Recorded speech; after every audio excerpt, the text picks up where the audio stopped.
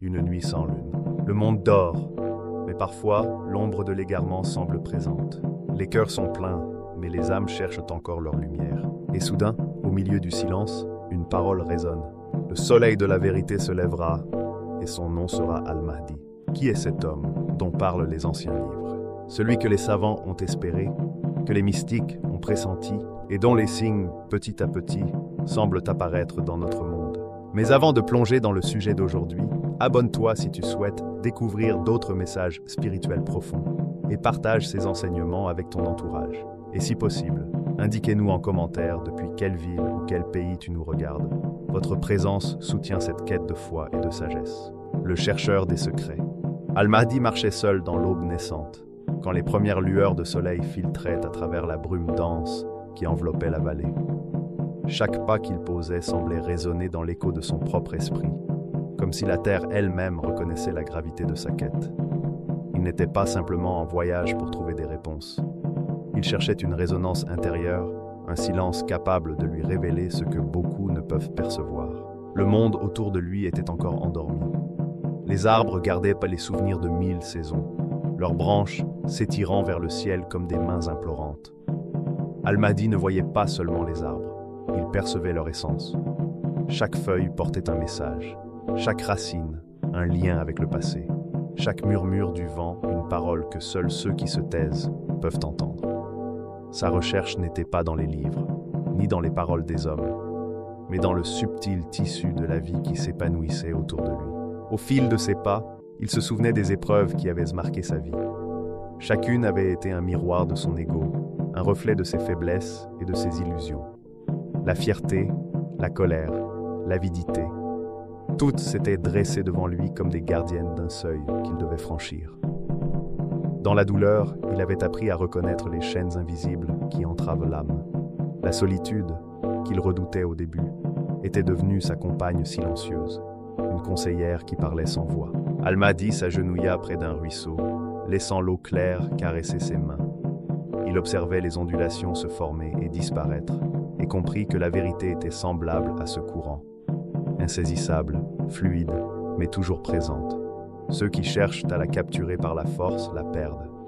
Ceux qui savent l'attendre, l'écouter et l'honorer la trouvent dans les moments les plus simples, là où l'âme cesse de lutter et commence à comprendre. Il avait souvent entendu parler des secrets du monde. Les sages lui avaient parlé de clés cachées, de portes invisibles, de savoirs révélés à ceux qui écoutent le silence. Mais Al-Mahdi ne cherchait ni gloire ni pouvoir. Il cherchait la lumière intérieure, cette étincelle qui éclaire même dans les ténèbres. Chaque rencontre, chaque épreuve, chaque instant de méditation rapprochait son esprit d'une clarté que peu avaient le privilège de percevoir. Les nuits étaient les moments où ses visions devenaient les plus intenses. Couché sous un ciel constellé, il observait les étoiles et percevait en elles des motifs, des messages tissés dans le cosmos. Chaque scintillement était comme un mot silencieux, chaque constellation une phrase sur l'ordre et le mystère de l'univers. Parfois, il avait l'impression que le ciel lui-même respirait avec lui et que ses inquiétudes humaines n'étaient rien devant la majesté infinie de la création. Le temps, pour Al-Mahdi, avait une autre dimension. Il n'était plus linéaire, mais circulaire et simultané. Les souvenirs de son enfance se mêlaient aux visions de l'avenir, et les douleurs passées se transformaient en leçons qui guidèrent ses pas dans le présent. Il apprenait à accueillir les événements comme des messagers. Chaque souffle devenait un rituel, chaque battement de cœur un tambour qui résonnait avec la vérité universelle. Il rencontra un jour un vieil ermite qui vivait au sommet d'une colline escarpée. L'homme n'avait ni maison ni possession, seulement une flamme dans son regard qui semblait contenir l'histoire de 1000 vies. Al-Mahdi s'assit à ses côtés et ne posa aucune question. L'ermite, après un long silence, dit simplement « La vérité se révèle à ceux qui sont prêts à entendre le murmure derrière le vacarme. » Ces mots frappèrent Al-Mahdi comme un éclair. Il comprit que toute quête extérieure n'avait de sens que si elle était accompagnée d'une ouverture intérieure totale, d'une humilité absolue. Les jours suivants, il parcourut des montagnes, traversa des forêts et marcha le long de rivières tumultueuses. Chaque paysage était une leçon.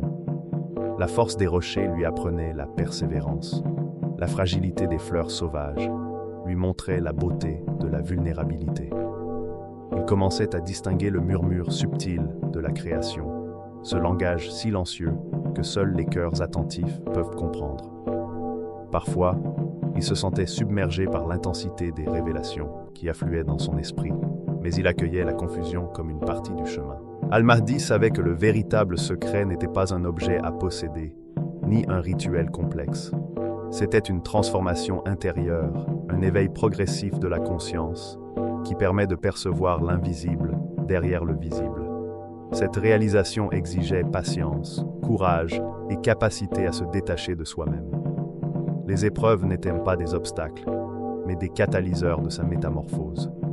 Dans chaque moment de doute, il trouvait une occasion de se rapprocher de la lumière qui guide ceux qui cherchent sans relâche. Le silence était devenu son sanctuaire. Dans ce silence, Al-Mahdi entendait des vérités que beaucoup ignorent. Il comprit que Dieu parle à ceux qui écoutent vraiment, non pas avec les oreilles, mais avec l'âme. Et dans cette écoute profonde, il découvrit que la lumière qu'il cherchait à l'extérieur brillait déjà en lui, cachée derrière les voiles de l'ego et de l'illusion. Le chemin vers la connaissance était donc autant un voyage intérieur qu'extérieur, un dialogue constant entre l'esprit et le monde, entre le visible et l'invisible. Chaque rencontre, chaque paysage, chaque nuit étoilée renforçait sa conviction que les secrets ne sont jamais perdus.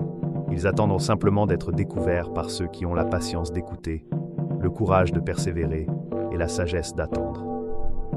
Al-Mahdi avançait ainsi, humble et résolu, sachant que chaque pas, même dans l'ombre, le rapprochait de la lumière qu'il cherchait depuis toujours, la science que nul n'a comprise.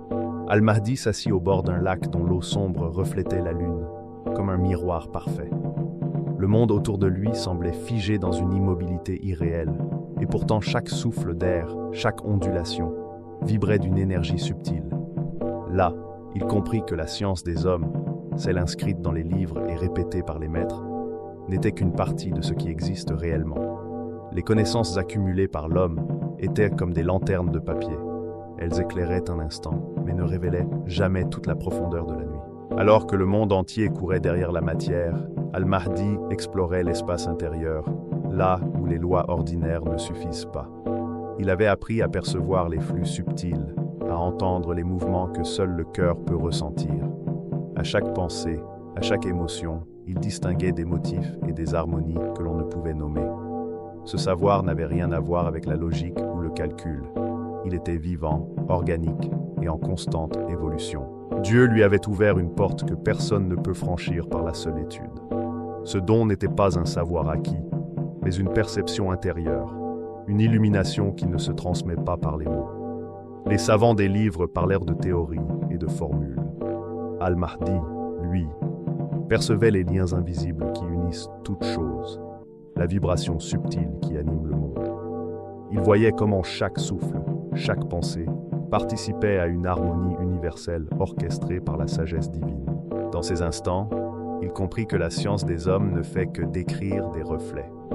Il n'y avait rien de mal à étudier, expérimenter ou observer, mais tout restait incomplet tant que le cœur restait fermé.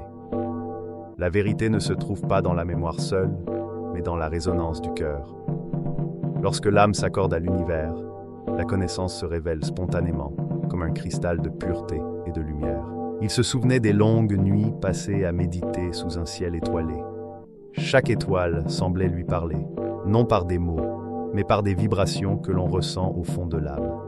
Il découvrit des harmonies invisibles, la symétrie des mouvements, l'échange entre le fini et l'infini, la manière dont l'ombre et la lumière se complètent.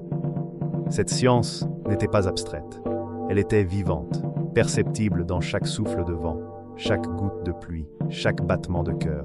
Al-Mahdi savait que ceux qui cherchent la vérité uniquement par l'intellect restent limités. La raison est une lampe, certes, mais elle ne peut percer seule les mystères de l'invisible.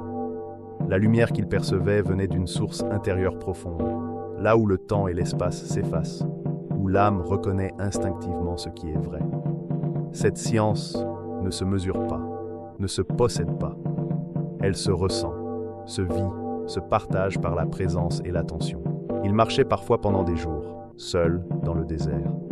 Le sable brûlant sous ses pieds lui rappelait que le monde physique est fragile, un support pour la vérité éternelle. Chaque grain semblait porter un fragment de ce savoir invisible, et lorsqu'il fermait les yeux, il percevait l'ordre subtil qui relie toutes choses, la nature, le cosmos, la vie et la mort. Tout était relié par des lois que le cœur peut saisir mieux que l'esprit. Cette connaissance directe venait avec une responsabilité immense. Al-Mahdi comprit que le savoir véritable ne doit jamais servir à dominer ou manipuler, mais à révéler la beauté de la création et guider ceux qui sont prêts à écouter. Ceux qui ne sont pas encore ouverts risquent de mal interpréter ces vérités. Mais pour lui, chaque instant dans cette lumière invisible était un cadeau, une chance de se fondre dans l'harmonie du monde et de percevoir la danse de l'existence. Il expérimenta des sensations que peu peuvent comprendre. La certitude que chaque phénomène, même le plus simple, portait un sens profond.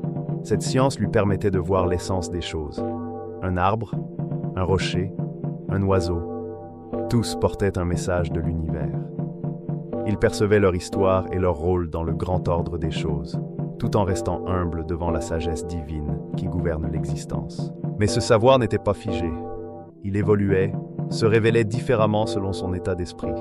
La science que nul n'avait comprise n'était pas un catalogue de faits, mais un flux vivant, toujours changeant, toujours renouvelé. Chaque perception nouvelle approfondissait sa compréhension et l'amenait à un état de conscience où la distinction entre lui et le monde devenait subtile et l'unité de la création plus évidente. Al-Mahdi réalisa que le chemin vers cette science était le chemin de l'âme, abandon des illusions, dépassement de l'ego, patience et pureté d'intention. Ce savoir ne se transmet pas par des mots, mais par l'exemple et la lumière intérieure que l'on porte. Les hommes peuvent enseigner les formes, mais seuls ceux qui ouvrent leur cœur peuvent percevoir la vérité invisible.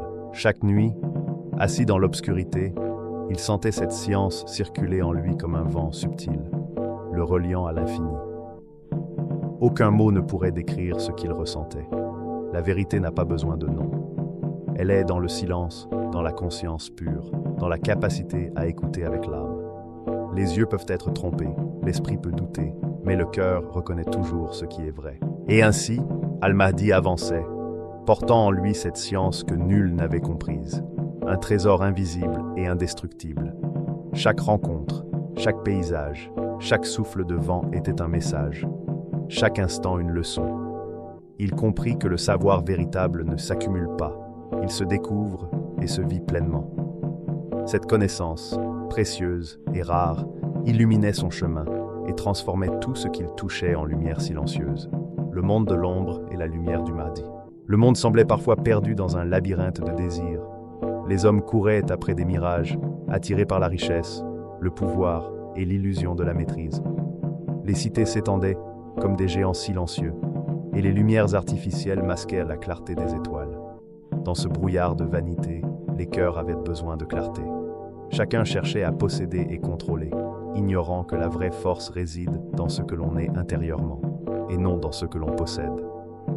Les yeux se perdaient dans l'apparence, tandis que l'âme aspirait au calme et à la lumière. Pourtant, au milieu de ce tumulte, une lueur apparaissait. Une lumière qui ne venait ni de l'or, ni des palais, ni des villes, mais de l'intérieur, pure et transcendante. Cette lumière portait un nom, Al-Mahdi.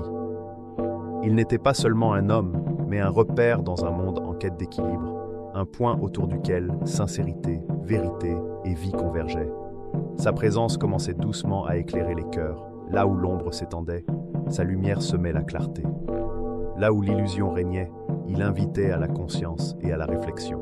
Les ombres du monde n'étaient pas seulement visibles, elles étaient enracinées dans la peur, l'ignorance et l'oubli de la vérité. Les hommes croyaient que la puissance et la richesse définissaient la valeur, mais tout cela restait fragile. Al-Mahdi incarnait un souffle de vérité, capable de réveiller les cœurs, de révéler les illusions et de rappeler la justesse et la beauté de la vie. Il arriva comme l'aube, après une longue nuit. Sa marche n'était pas seulement physique, mais intérieure. À chaque pas, il éveillait quelque chose dans le cœur des hommes.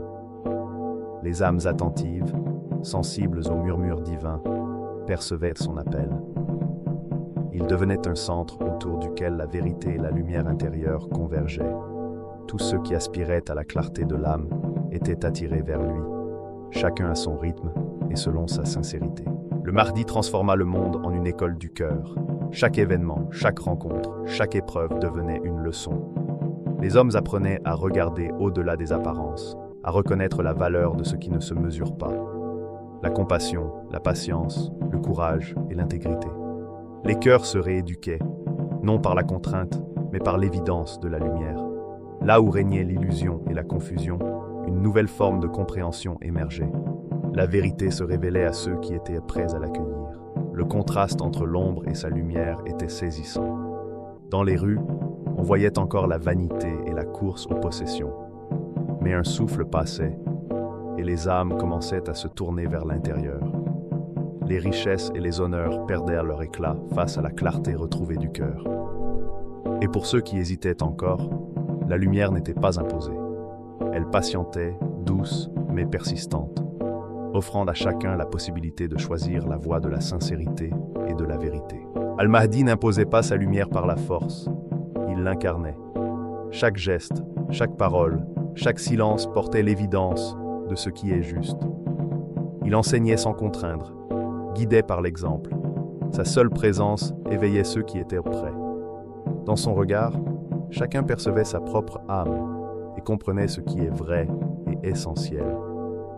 Les cœurs sincères s'ouvraient spontanément à des qualités qu'ils ignoraient posséder. Discernement, patience et amour sincère. Les difficultés et les illusions étaient mises en lumière. La peur, l'égoïsme et les erreurs humaines devenaient visibles pour chacun, invitant à la réflexion. La véritable bataille n'était pas extérieure, mais intérieure. Se libérer de la peur et de l'ego pour accéder à une vision plus vaste. Le monde devenait un terrain sacré où chaque cœur était un élève et chaque expérience une leçon. Dans cette transformation, Al-Mahdi était un centre de convergence. Ceux qui aspiraient à la vérité venaient vers lui, chacun selon sa sincérité. La lumière se révélait selon la pureté du cœur. Les illusions s'estompaient devant cette clarté. Les hommes découvraient que la richesse et la puissance véritable sont intérieures et que la vraie maîtrise réside dans le contrôle de soi et l'alignement avec la vérité. Le monde entier semblait respirer différemment à son approche. Les vents portaient un parfum de renouveau, les forêts semblaient s'éveiller, les rivières reflétaient la clarté retrouvée. Chaque lieu touché par sa présence devenait un espace d'apprentissage. Les écoles humaines, autrefois limitées à l'enseignement factuel, s'ouvraient désormais à l'école du cœur, où la vie et l'âme enseignaient à ceux qui savent écouter. Et ceux qui persistaient dans l'ombre commençaient à percevoir la différence de leur choix. Les illusions perdaient de leur attrait face à la lumière de l'âme éveillée. Ils pouvaient encore hésiter, mais la résistance elle-même devenait un miroir. En cherchant à cacher l'ombre, ils découvraient la vérité en eux-mêmes. Chaque expérience devenait une invitation à la transformation. Ainsi, le Mahdi rétablissait l'équilibre. Là où la matière dominait, il apportait l'esprit. Là où l'égoïsme prévalait, il semait l'altruisme. Là où la peur divisait, il promouvait l'unité. Dans cette oscillation entre ombre et lumière, le monde commençait à se recalibrer. Les hommes devenaient participants conscients, apprenant à percevoir l'invisible et à agir avec sagesse et cœur. Dans ce monde transformé, les âmes sincères comprenaient que la lumière vient de l'intérieur. Le Mahdi n'était pas seulement un guide, mais un miroir de la vérité. Chaque regard posé sur lui révélait une facette de soi. Les cœurs, purifiés par sa présence, retrouvaient discernement et amour, et la lumière douce et puissante montrait le chemin à ceux qui étaient prêts. Dusk de Dieu. Il existe des vérités que les mots ne peuvent jamais atteindre, des réalités que l'esprit humain ne peut contenir pleinement. Parmi elles, le secret de Dieu demeure le plus profond, le plus discret et le plus accessible à ceux qui ont un cœur pur. Il ne se révèle pas aux foules, ni à ceux qui cherchent à le posséder par ambition ou curiosité. Il n'est ni un objet que l'on peut saisir, ni un savoir que l'on peut accumuler. Il est un souffle, un murmure, un reflet de l'infini que seule une âme prête à écouter peut percevoir. Et c'est Al-Mahdi qui a été choisi pour partager ce secret, non par hasard, mais par la pureté de son cœur et la profondeur de son cheminement. Al-Mahdi n'était pas un porteur passif, il était un miroir vivant. Chaque mot qu'il prononçait, chaque silence qu'il offrait, chaque geste qu'il accomplissait résonnait avec la vérité divine. Ce secret n'était pas caché derrière des voiles, il était présent dans tout ce qu'il faisait, invisible aux yeux ordinaires, mais lumineux pour ceux qui apprennent à regarder avec l'âme. Son regard ne se limitait pas à percevoir les formes, il révélait l'essence de ce qui est essentiel, rappelant à chacun ce qu'il avait oublié depuis sa création. Lorsque les hommes posaient les yeux sur lui, ils percevaient plus qu'un homme, un écho de leur propre âme. Dans ses yeux se reflétait la mémoire de l'origine, ce moment où l'être humain existait dans la pureté de sa création, avant que l'oubli ne s'empare du cœur. Ceux qui prenaient le temps de le contempler ressentaient un rappel subtil de leur vraie nature et de leur potentiel. Al-Mahdi devenait un pont entre le visible et l'invisible, entre le monde matériel et la dimension spirituelle. Porter le secret de Dieu ne signifiait pas posséder un pouvoir extraordinaire, ni une connaissance exclusive. Cela signifiait incarner une vérité universelle, la connexion directe avec l'essence divine. Tout ce qu'il faisait, tout ce qu'il disait, émanait de cette source invisible. Même le silence avait un sens, car il reflétait la présence divine, rappelant que la vérité se manifeste aussi par l'attention et la conscience subtile. Al-Mahdi enseignait sans enseigner, guidait sans contraindre. Les âmes prêtes à entendre comprenaient instinctivement. Elles percevaient le secret dans un regard, un souffle, un geste. Et celles qui n'étaient pas encore prêtes ressentaient néanmoins une invitation à se rapprocher, à purifier leur cœur, à se détacher des illusions. Il était à la fois lumière et miroir, révélant à chacun ce qu'il avait perdu et ce qu'il pouvait retrouver. La beauté de ce secret résidait dans sa simplicité. Il ne demandait ni rites complexes, ni formules obscures, ni apprentissage théorique. Il nécessitait seulement un cœur attentif et sincère, capable de recevoir la vérité sans la déformer. Le secret de Dieu, transmis par Al-Mahdi, ne peut être volé, acheté ou enseigné par des méthodes conventionnelles. Il se révèle à ceux qui ont cheminé avec patience, qui ont souffert, aimé et appris à voir avec l'âme plutôt qu'avec les yeux. Dans ce rôle, Al-Mahdi portait également la responsabilité de rester fidèle à cette guidance intérieure. Chaque acte, chaque parole, chaque décision devait être en harmonie avec la vérité divine.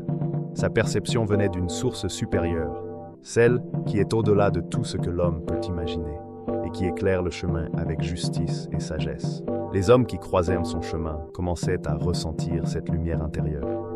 Certains étaient surpris, car ils prenaient conscience de leurs propres limites et illusions. D'autres étaient émerveillés, découvrant un chemin de retour vers l'essentiel. La présence du Mahdi révélait la dualité humaine.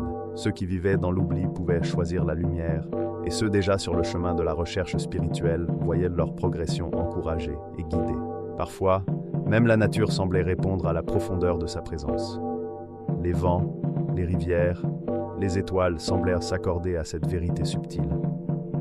Les arbres murmuraient dans un langage que seule une âme attentive pouvait percevoir. Chaque souffle devenait une leçon silencieuse, chaque reflet sur l'eau, un rappel de la perfection divine. Ainsi, le monde matériel participait à la révélation de Dieu, et Al-Mahdi montrait que toute existence porte un sens et une beauté. Le secret de Dieu est, en réalité, une clé pour l'âme.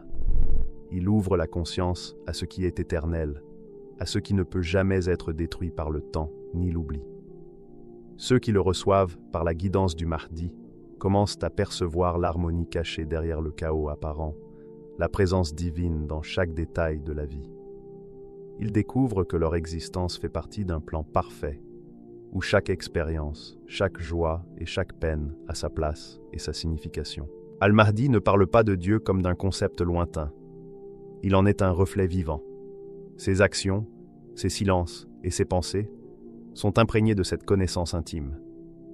Ceux qui s'ouvrent à lui sentent que ce qu'ils cherchaient à l'extérieur, sens, paix, lumière, est déjà présent à l'intérieur.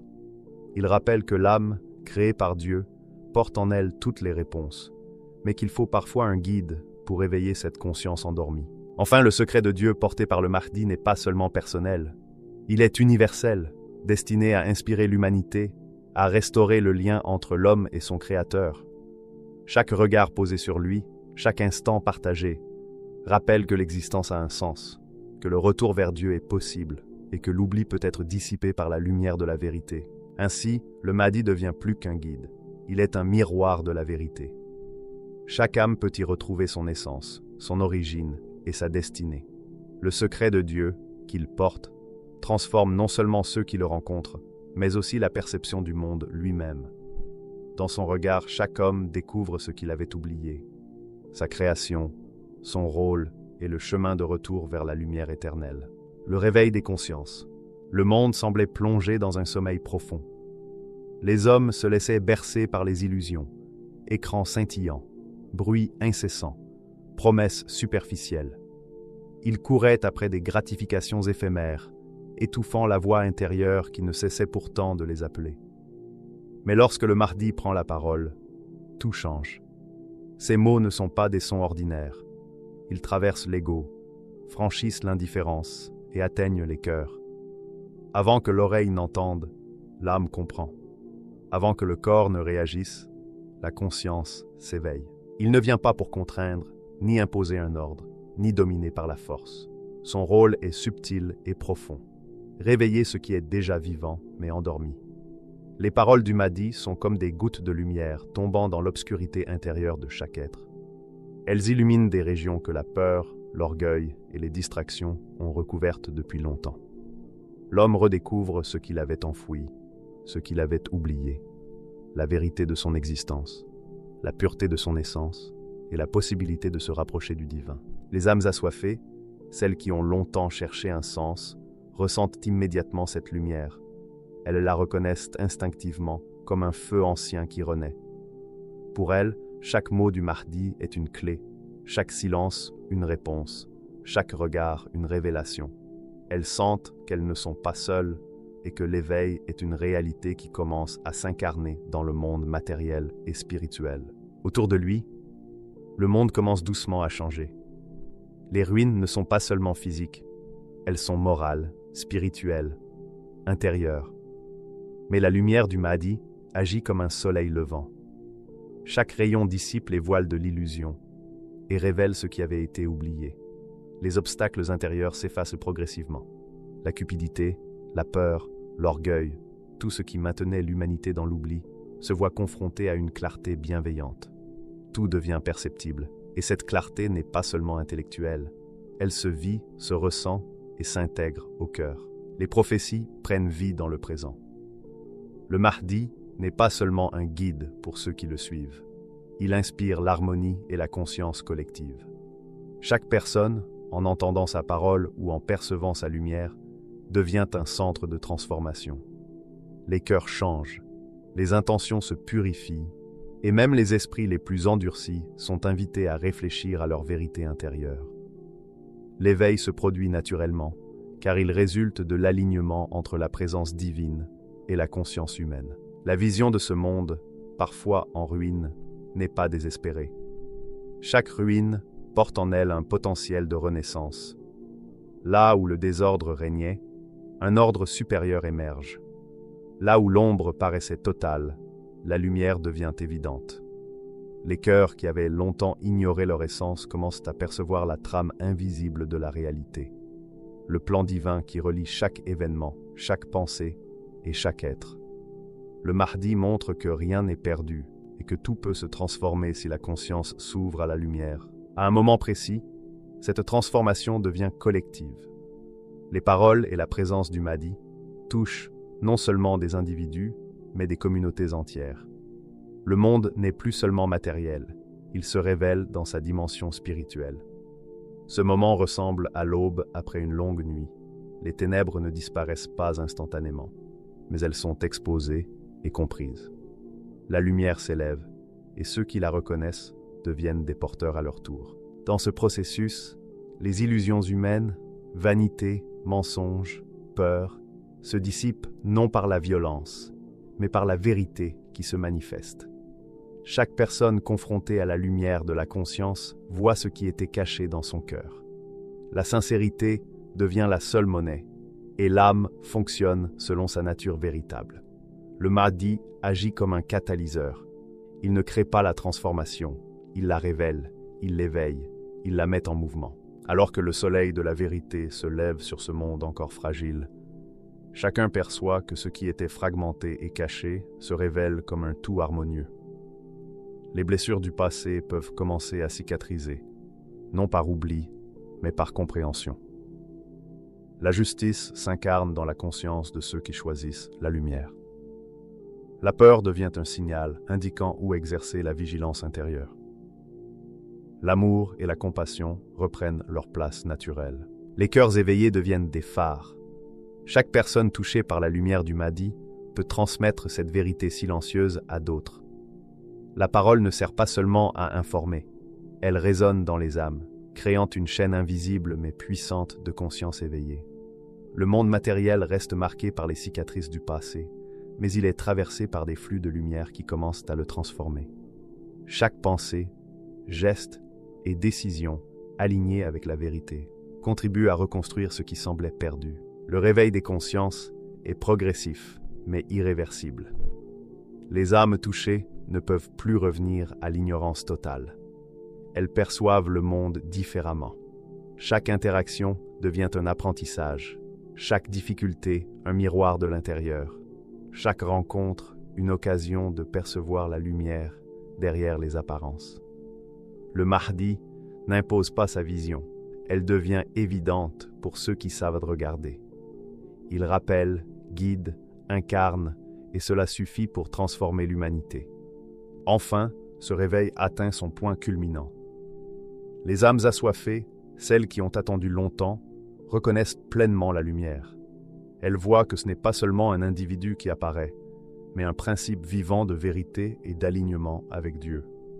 Le monde cesse d'être seulement un lieu de désordre. Il devient un champ de renaissance, où la clarté et la sincérité reconstruisent ce qui avait été perdu, où la lumière intérieure guide action et pensée, et où l'humanité retrouve sa vocation originelle, être consciente, aimante et reliée à la source divine. Ainsi, le Mahdi ne se contente pas de parler, il éveille. Il ne se contente pas de montrer, il révèle. Chaque cœur touché devient à son tour un centre de lumière. Dans cette résonance collective, l'humanité commence à comprendre. Le vrai pouvoir n'est jamais matériel, la vraie richesse n'est jamais extérieure, et la vérité ne s'impose pas. Elle se révèle à ceux qui sont prêts à l'accueillir. Le Mahdi ne viendra pas pour créer une nouvelle foi, il viendra pour réveiller la foi qui sommeille dans les cœurs. Il ne sera pas seulement un guide, mais un miroir de la vérité divine. Un rappel vivant que Dieu n'a jamais cessé d'envoyer sa lumière à ceux qui la cherchent sincèrement. Alors pose-toi cette question. Si le soleil de la vérité se levait aujourd'hui, serions-nous prêts à le reconnaître et à accueillir sa lumière intérieure? Car la véritable attente du Mahdi ne consiste pas à attendre un homme, mais à préparer un cœur capable de recevoir la clarté et la guidance de Dieu. Si ce message t'a touché, partage-le. Fais circuler la lumière, la bienveillance et la paix, pas la peur. Et que Dieu fasse de nous ceux qui marcheront avec sérénité et conscience quand le soleil de la vérité se lèvera.